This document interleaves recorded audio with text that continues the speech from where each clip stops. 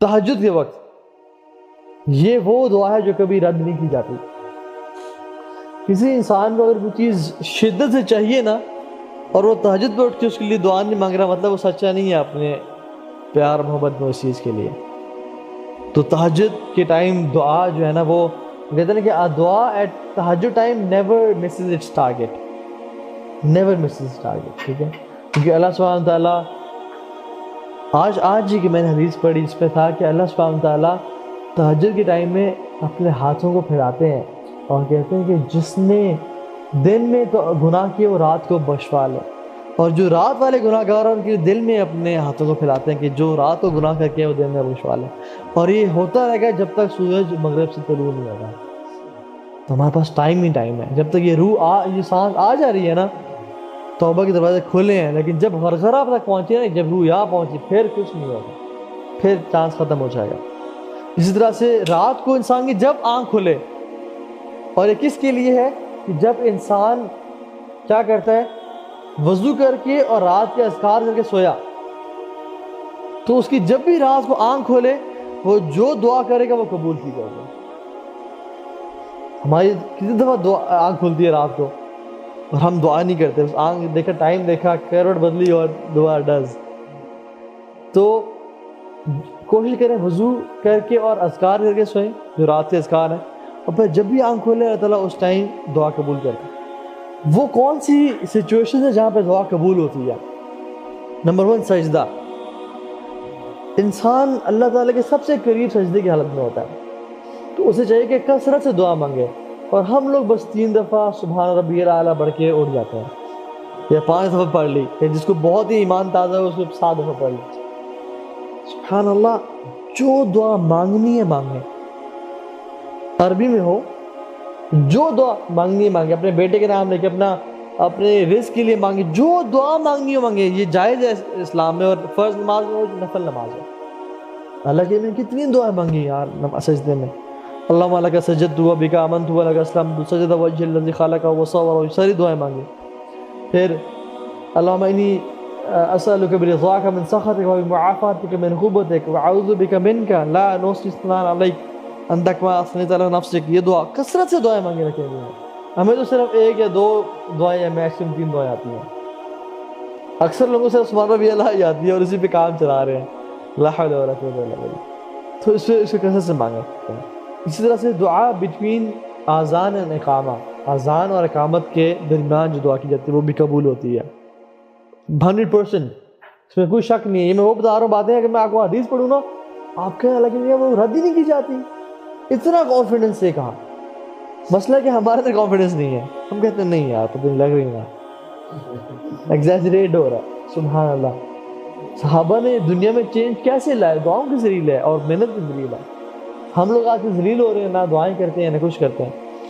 تو جمعے کے دن بھی ایک ٹائم ایسا آتا ہے جس میں ہر دعا قبول کی جاتی ہے.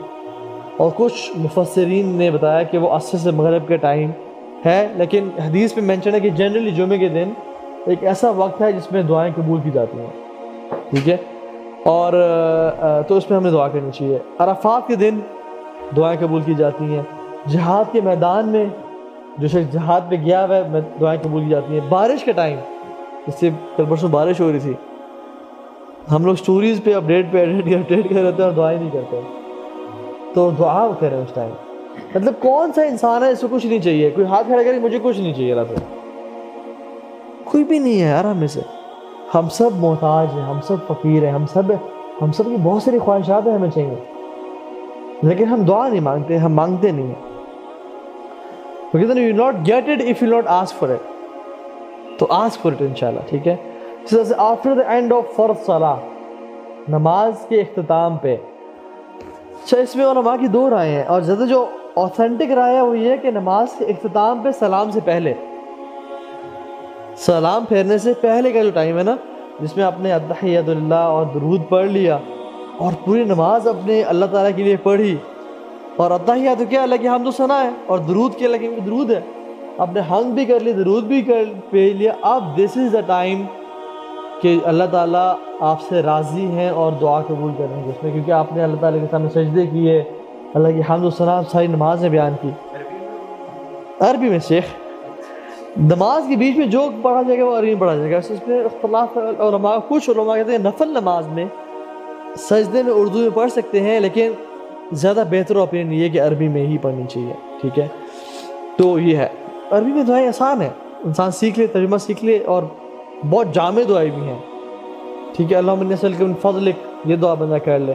اللہم انی اسألک العافیہ, یہ دعا کر لے. اللہم انی اسألک الہدی والتقی والعفاف والغنی, یہ 4 چیزیں مانگ لیں. ہدایت, تقوی, عفافہ مطلب عافیت, اور غنا. کتنی جامع دعا ہے, تو مانگیں انشاءاللہ.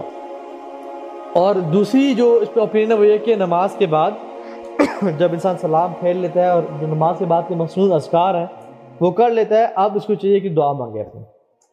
ٹھیک ہے, لیکن نماز کے بعد جو سارے اکٹھے مل کے ہاتھوں کا اٹھانا اور اکٹھے مل کے اجتماعی دعا مانگنا, یہ کبھی کبھی تو لیکن یہ ثابت ہے, لیکن ہر نماز کے بعد اس کو معمول بنانا یہ ثابت نہیں ہے. ٹھیک ہے, تو انسان کو اپنی ہی دعا مانگنی چاہیے, لیکن لوگوں نے اپنی دعا میں مانگنا چھوڑ دیا. مانگنی چاہیے دعا. ٹھیک ہے, کسی کے پیچھے دعا مانگنا, اس کی کمر کے پیچھے, مطلب اس کی ایبسنس میں. حدیث بات ہے کہ تم اپنے بھائی کے لیے اس کے پیچھے دعا مانگو گے تو جو دعا تم اس کے لیے مانگ رہے ہو فرشتہ تمہارے لیے دعا مانگ رہا ہے. تو اگر میں کہتا ہوں یا اللہ میرے بھائی کو رزق دے, اس کو عزت دے, اس کو نیک بنا, تو میرے تو بڑے گناہ ہیں, شاید میری دعا قبول نہ ہو, لیکن فرشتے تو اللہ کی نورانی مخلوق ہے, ان کے تو کوئی گناہ نہیں ہے, ان کی دعا شاید میرے لیے قبول ہو جائے. تو اس لیے کسی کے پیچھے دعا مانگیں.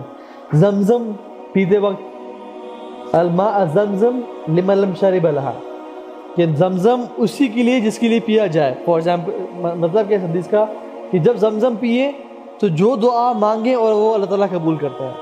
عبداللہ بن عمر رضی اللہ تعالیٰ عنہ وہ زمزم پیتے تو کیا دعا مانگتے ہیں؟ اللہم انی اسألک علما نافعا ورزقا طیبا وشفاء من کل داء. یا اللہ مجھے رزق, علم نافع عطا کر, رزق عطا کر, اور شفا عطا کر ہر حالت میں. تو یہ دعا بڑی جامع دعا مانگتے تھے وہ زمزم پیتے ہوئے.